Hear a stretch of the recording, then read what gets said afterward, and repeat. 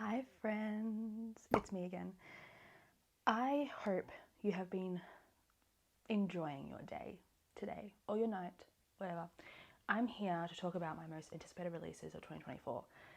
Now, I don't know yet, but I might do like another one of these videos halfway through 2024 because not a lot of books have been announced for like the last 5-ish months of 2024. So I'm just gonna say that as like a little bit of a disclaimer that more books like may be added later on when like more books get announced. So I might do another one of those videos. Anyway, let's just get on with it.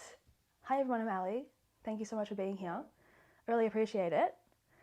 Like, comment, subscribe if you would like to. And let's get cracking. I'm going to just do this in month order, I think. So I am not necessarily going to give a synopsis of each book because there are some that don't even have synopses. So I'm just going to give you the book, the author, the cover if there is one, and why I'm excited for it. And we'll go from there. Sounds good? Okay, cool, thanks. So in the month of January, we have a few actually. So I have my little journal here. So the first one that I've put on this list is House of Flame and Shadow by Sarah J. Maas. Now, this is part of the Crescent City series. It's book 3. I'm a sucker for Sarah J. Maas. I think we've established that I'm basic. I have no idea what's going to happen. I mean, the end of, what was the second book called? House of Breath and Air, Shadow, Water? I don't know. But the second book ended on kind of a cliffhanger. So I'm excited to see what happens in book 3. We follow Bryce and Hunt in this like fantasy world. And Bryce is kick-ass. She goes through a lot. Hunt is technically the love interest, but I am not 100% sold on him. I don't really like him. But I'm excited to see what happens next because the Sarah J. Maas cinematic universe is expanding. Let's just say that. And the second book that I'm excited for is book 3 in another series actually. Oh my god. It's The Atlas Complex by Olivia Blake. I haven't actually read Atlas Paradox yet. But I really, really loved The Atlas 6. It was definitely worth the hype for me. It was much more dense and intense than I anticipated when I read it. But I loved it. And I've realised that Olivia Blake is an author that I really, really like. Now, I don't know what the Atlas Complex is about because I specifically didn't look at the blurb because I haven't read the Atlas Paradox. But let's just say I'm excited. I'm planning on reading the Atlas Paradox soon, so never fear, you will know my thoughts. Then I have another one in a series. January is the month of series. It's book 9, I think. Is it book 9? It is book 9.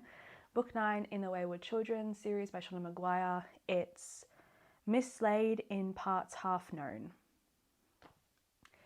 That title already makes me emotional. Okay, I have been reading my way through this series for the past, year or so? And I really, really love it. How would I describe Wayward Children series? I've talked about it before. It's like a portal fantasy and it's for really like young adults to adults. It's fantastic, and every book there is focused on like one character who goes through a particular door or is welcomed into the school, like the school for wayward children. And it's beautiful and it's wonderful, and I typically cry and I love it. And this one's about dinosaurs, I think, and it's about Antsy, who we've met before. So it's going to be interesting, it's going to be good, and I don't want to know much about it because I really like going into these books particularly not really knowing what's going to happen. It's just beautiful, and I think we're like nearing the end of this series, which is really fucking sad. It's really sad because they're just brilliant. Highly recommend. It's a novella series. And then the next book is another book in a series. It's Emily Wilde's Map of the Other Lands by Heather Fawcett. Emily Wilde's Encyclopedia of Fairies was the first book that I read last year, yeah. And I really loved it. I loved Emily, I loved Wendell. I love like this slow burn romance that we're getting. I can't wait to see them fall in love without realizing they're falling in love. And we have Fae, like the fairy realm. And I think in this one, they're setting out to like map the fairy realm. I think that's what's happening. And the cover of this looks absolutely gorgeous. I'm just really excited. It's a very light, cozy fantasy. Oh, well, is it light? I would say it's cozy fantasy. And I just really enjoyed Wendell and Emily together. And I think it was just something different and wonderful.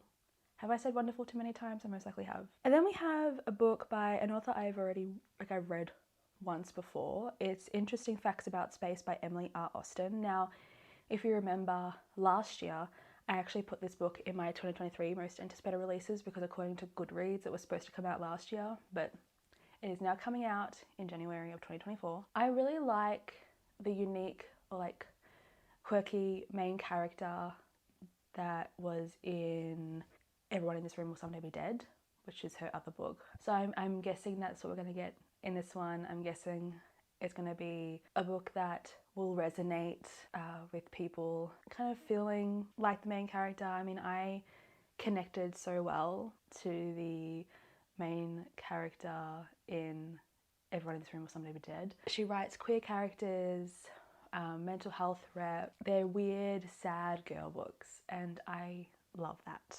And I'm excited for it. And then we have one last book for January. This is by an author that I've never read before. It's called Wom City by Totlo Tsamasi. I apologize if I'm not pronouncing that correctly. But I saw this on Goodreads, and first of all, the cover is really, how would I describe it? It is kind of uncomfortable to look at, which I love. And this is promoted as a dark fantasy-esque book set in Botswana. It's about a woman named Neela who, for all intents and purposes, looks like she has it all, you know, wealth, a family, a wonderful husband, and she also has a child on the way.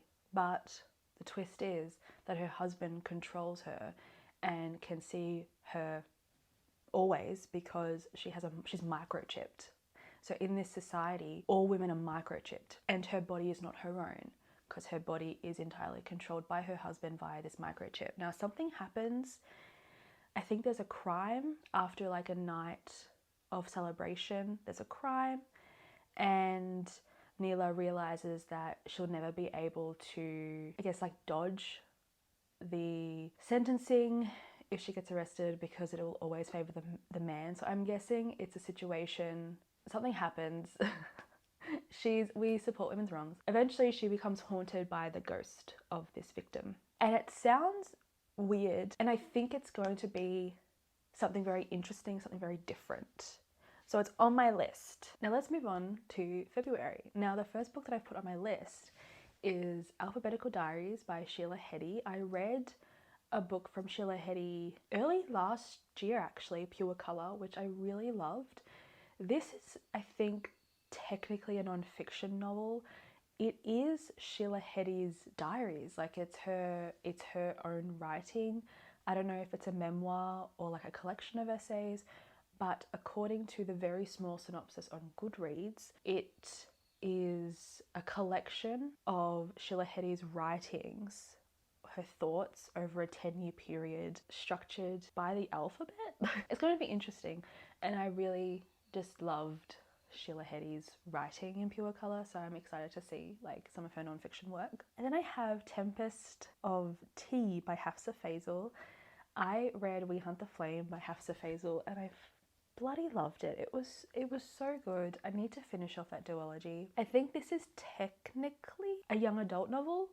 Let me just double check that. I think it is because it is within the same world as We Hunt the Flame. So I might have to finish the We Hunt the Flame duology before I start this one. But it's about an orphan girl and her crew who get tangled in a heist with vampires. That's all I want to know. That's all I want to know, because 2024 is the year of the vampires, okay? I have been really loving the new kind of vampire fiction that's been coming out slowly across 2023. So I'm hoping to see that more in 2024. But Hafsa Faisal is an incredible author. I really loved We Hunt the Flame. I really liked the way she like built the story and how it developed, and the characters and the incorporation of, is it like Arabian folklore? Or like, is that right or am I wrong? Please correct me if I'm wrong. But I'm very excited about this. But I need to finish that duology before I read this, I think. And then we have Bride by Ali Hazelwood. As we all know, Ali Hazelwood has cemented herself as my favourite romance author of all time right now. Well, not of all time, but like currently writing, I bloody love her. Now, Bride, I think, is her first foray into like paranormal romance. We have werewolves, we have Vampire Bride. Again, it's coming back. 2024, I'm just so excited. My teenage self is literally shaking with so much anticipation. So, it is an alliance between a vampire bride and an alpha werewolf. So I'm getting an arranged marriage situation. And we have a main character named Misery, because of course her name is Misery. Misery Lark is the only daughter of the most powerful vampire councilman of the Southwest. So that sounds interesting. And she's an outcast. So her days of living in anonymity.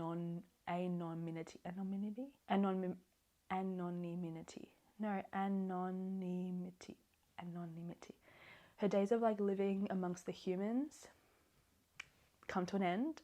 She has been sent and summoned. So she needs to go back to her dad to uphold a peacekeeping alliance between the vampires and their mortal enemies, the werewolves. I love this so fucking much. So the alpha is named Lo, Misery and Lo.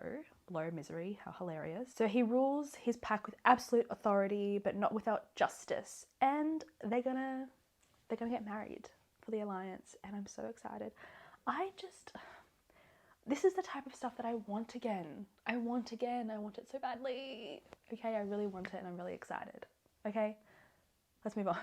Oh my God, I just realized the next book on this list. I have been dying for another like adult book from this author for years. So this is The Warm Hands of Ghosts by Catherine Arden. If you have not read The Winter Night Cycle, which is like the Bear and the Nightingale series by Catherine Arden, please do. It is absolutely fantastic.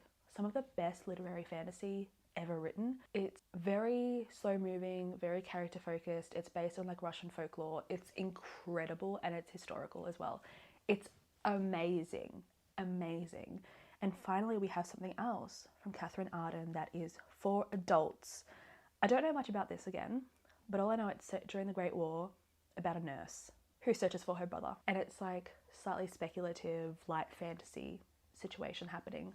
I don't care. I just love the way she writes. I'm so excited that we're finally getting something from Catherine Arden. And then we have An Education in Malice by S.T. Gibson. I've been calling this author Saint Gibson.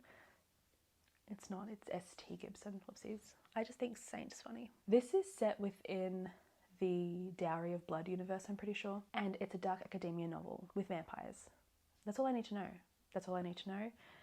The writing of Gibson is spectacular. If you don't like very flowery descriptive language, stay away. But I love that. I love it so much, and I cried, and I was very emotionally impacted by A Dowry of Blood. So I'm anticipating this other novel from them. And then the last one I have here is from an author that I've never read before. It is called The Tainted Cup by Robert Jackson Bennett. Now, from what I understand, this is like a fantasy mystery book. It's about, I think, a detective and her sidekick, and it's them trying to figure out a mystery. An officer was killed. A tree spontaneously burst out of his body. And so even in this mansion at the borders of the Empire, where contagions abound and the blood of the Leviathans works strange magical changes, it's a death at once terrifying and impossible. So I think implying that the spontaneous bursting of a tree from this man's body is the cause of his death. So we have Anna, Delabra, an investigator whose reputation for brilliance is matched only by her eccentricities. At her side is her new assistant, Dinios Cole. I just think it sounds really interesting. I think it's like an ecological mystery fantasy. It just sounds different and unlike anything I've really read, so that's why it's on my list. Now let's move on to March. We only have 2 books for March as of right now. We have James by Percival Everett. I read The Trees by Percival Everett 2 years ago, and it was incredible. It was amazing. It was so amazing. It was a very weird, like, would you call it a mystery detective novel that was so much more than that? I read it in like a couple hours. It was so fast paced. It was absolutely incredible. So I've been looking forward to another book from him. I'm pretty sure he has written a couple other books in the interim, but there weren't necessarily things that I was interested in, but I'll have to double check and maybe revisit that in 2024. But this is about Jim, and it is a retelling of the adventures of Huckleberry Finn from the perspective, according to the blurb on Goodreads, from the perspective of the enslaved Jim's point of view. So I've never read Huckleberry Finn. Should I read Huckleberry Finn before I read this? Let me know. Should I? Or should I just read this? We shall see. But his writing is very engaging, very immersive, so I'm excited for this. And the next book that I have for March is one that sounds slightly weird, which is definitely right up my alley. It's called Thirst by Marina Yuzuk, translated by Heather Cleary. All I know is that it's like a sad girl book about vampires. And I think it's told in like a dual timeline. And look at the cover, like it's incredible. Of course I'm going to try and read it. Let's move on to April. How exciting. Okay, so we have a few books for April. The first one that I've put here is The Age of Magical Overthinking by Amanda Mantel. Now, she wrote Cultish, I think. I never read Cultish. I want to. That is definitely a nonfiction book that is on my list for 2024. But this is about the kind of like, it's not a criticism of, you know, like talking about manifestation and like the law of attraction, but it's when it gets to a point that can be harmful. And I guess like the cultish vibes from that. I'm not hesitant about it, but I am interested to see what she says, because I watch a lot of Cece Suarez here on YouTube.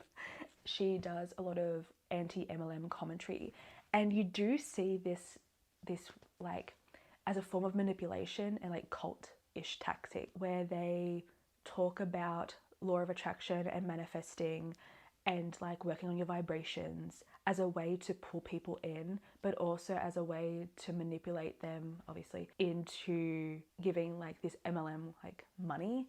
Like, oh, like you don't have $1,200 to buy into this MLM, like that's your problem. Like you need to attract, like all you do is complain. Like if you just complain, all you're going to get is what you complain about. Like it's really weird tactics and strategies that they use. So I'm guessing Amanda Mantel is going to like talk about that sort of stuff, because if you watch anti-MLM content, like I'm talking mostly about anti-MLM content because that's what I've been binge watching recently, like Cece Suarez, she's incredible. And I think maybe that's the avenue that Amanda's going to go into, but I don't know, and I'm really interested to see her thought. But this is a book that I will read after I read Cultish.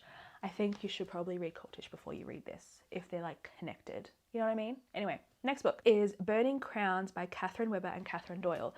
You knew this was going to be on the list. I have been a fan of this young adult fantasy series.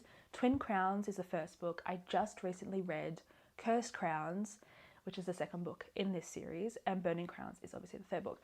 I love this. I love this young adult fantasy. It's light, it's fun, it has really good characters. I love Rose, one of the twins. It's about two twins who don't know, like one of them doesn't know the other exists, but the other does and tries to take over the kingdom. She like basically kidnaps her twin sister. It eventuates into them being co-queens, and it's just really good.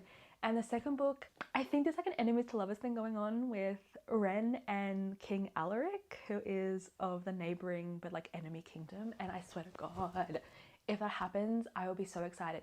Catherine Doyle, Catherine Weber, please, please, can you make it that Alaric and Ren get together? Please, I want this for my entire soul. It's just so adorable. And I'm really excited. And I want Rose and Shen to have a happy ever after, please. It's just really cute, really easy to read. Like, that's what I want. Because again, I've been having a really weird relationship with young adult fantasy, and this is one that just works for me. It works for me. I don't know. If you've read the Twin Crown series and you have any other recommendations of young adult fantasy that's quite similar in terms of vibes, let me know. Thank you. And the next one we have is The Familiar by Leigh Bardugo. Now, do I know anything about this book? No. All I saw was the fact that it was by Leigh Bardugo, and I was like, thank you very much. I will be reading you, obviously. So this is a historical fantasy set during the Spanish Golden Age, and there's magic. I'm excited. I'm excited. Leigh Bardugo is an amazing fantasy writer. I still need to read Hellbent by her, but like Ninth House is, like, I've just been hesitant to reread Ninth House because it's a very intense book. But I really love Leigh Bardugo, so I'm really excited about this. And then this next book is, I just really loved the title, and it sounds really quirky and fun. It's called How to Become the Dark Lord and Die Trying by Django Wexler. Doesn't it sound really cool? Anyway, about a young woman who, tired of defending humanity from the Dark Lord, decides to become the Dark Lord. And okay, sign me up. I'm excited. Doesn't that sound absolutely ridiculous and so fun? This could either be like a fantastic novel or not. A Witch's Guide to Magical Innkeeping by Sangu Mandana is the second book that's by this author that I think is like adult fantasy romance. I loved The Very Secret Society of Irregular Witches by this author. I thought that was gorgeous. So when I saw that this author was coming out with another book that is in a similar vein, I knew that I needed to put this on this list. It sounds like a fun time. I can imagine that it's going to be like a romance. It's going to be really light and cozy, and that's exactly what I want. And I had to put this on the list. Archangels Lineage by Nalini Singh is another book in the Guild Hunter series. I'm pretty sure it's book 16? Is it book 16? It's book 16! So this is a book where we're revisiting Elena and Raphael, who are like the main couple. We started with them, and every so often we get like a book from them. I just love this series. It might not be everyone's cup of tea, but it's about angels, archangels, vampires, and guild hunters. Guild hunters are humans who are like slightly enhanced. They're just like naturally born.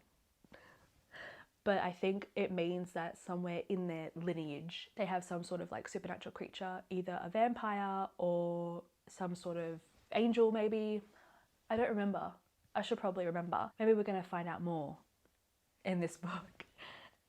So guild hunters hunt rogue vampires and sometimes rogue angels, and they're typically hired by archangels, angels, or vampires. Now, in this world, archangels are at the top of the pyramid. So archangels have like territories that they're in charge of, and all the supernatural creatures essentially abide by this archangel. Like humans are aware of them. Like it's like an alternate fantasy, urban fantasy situation. And then angels and vampires have their own districts within like this empire, so to speak, of where these archangels hold like territory. So you have, for instance, like an angel that's in charge of New Orleans, or like Louisiana, I should say. And then you might have a vampire that's in charge of Texas. I don't know. Different states or like different cities are controlled by a vampire or an angel, but then they have to in turn abide by the archangel of the area. I don't think I explained it very well, but I love it. It's very gritty, very dark. Elena and Raphael meet and they're kind of enemies at first, but then they fall in love and it's gorgeous. Some of the books can be a bit like not great. I can't help but think of like Dimitri's storyline. Dimitri falls in love. He like had a wife, you know, thousands of years ago or 1,000 years ago, who was killed by an archangel because the archangel wanted Dimitri because he's just that hot. And then the entire storyline for Dimitri is that this guild hunter is the reincarnated version of his wife. And like I thought that was a bit like, it's romantic, but I felt like it was a very easy way out. Anyway, I love this series. I love this world. A lot of things are happening. There was like a war and I'm just excited to see what happens. Okay, what I want is for Elena and Raphael to have a happy ever after, and eventually I want to be able to see Elena and Raphael have a child. Okay, that's all I want. Let's go into May. This is a bit more chatty than I anticipated, so I'm going to work fast now. I have The Last Murder at the End of the World by Stuart Turton. Stuart Turton writes very weird, like fantasy mystery books. Would you call them fantasy? I don't even know what they are. They're just very strange and very confusing. But as we have established on this channel, sometimes confusion aids in the immersion to a book, right? So I had to put this on the list. I don't know what it's about. I don't want to know what it's about because I think you have to go into Stuart Turton books not knowing what is actually happening. What is happening? I read 7.5 Deaths of Evelyn Hardcastle. It was so good, so strange, but so easy to read. It's so fast paced. I'm very excited. And then we have Hera by Jennifer Saint. We have like no blurb about this book, but Jennifer Saint is an author that I love. She writes mythological retellings, and this is obviously going to be about Hera, who is the wife of Zeus. I'm interested to see how Jennifer Saint writes Hera. She's quite an interesting figure, I think, in Greek mythology. She blames a lot of the women that Zeus decides to take for himself for like sleeping with her husband. So I'll be interested to see what Jennifer Saint does. Then this one is one that I've never read a book by this author. I think this might be her debut.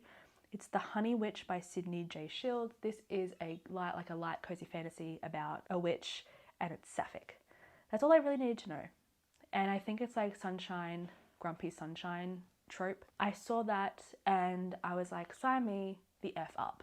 I would like that. Thank you very much. Then the last book that I have for May is This Is How You Remember It by Catherine Prasifka. Now, I read None of This Is Serious by this author and I really loved it. It's very weird. It's like sad girl type of books. Very, like Sally Rooney, very... Or you could also maybe like Sophie McIntosh, Cursed Bread vibes. Like, it kind of deals with that. And I really liked it. And it was also slightly speculative, which I really thought was like a very interesting twist to this like type of story that we're starting to see more of.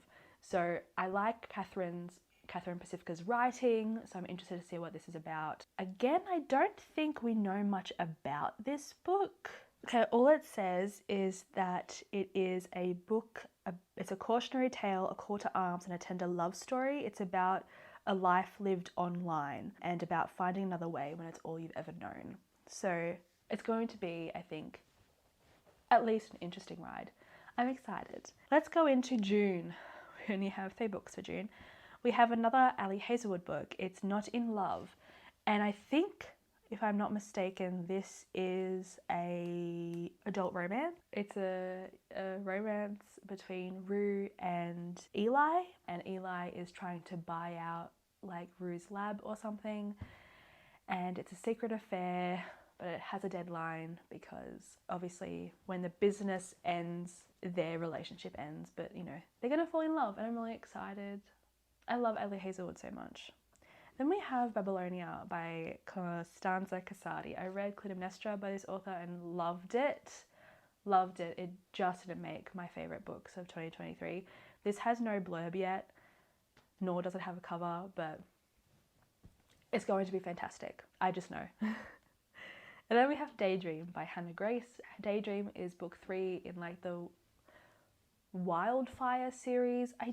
What's the series called? Like the Icebreakers series? I think it has Maple Hills. It has like an actual title to the series. Maple Hills Book 3. We're following Henry, and I think his love interest works at a library. And I think she writes a book. I don't know. I really love this series. It's a romance series about a group of people who are in like university. The main guy characters are all from the hockey team of this university, and it's really cute and I really like it. That's all there is to it. July, we have The Lotus Empire by Tasha Suri. This is book 3 in the Burning Kingdoms series.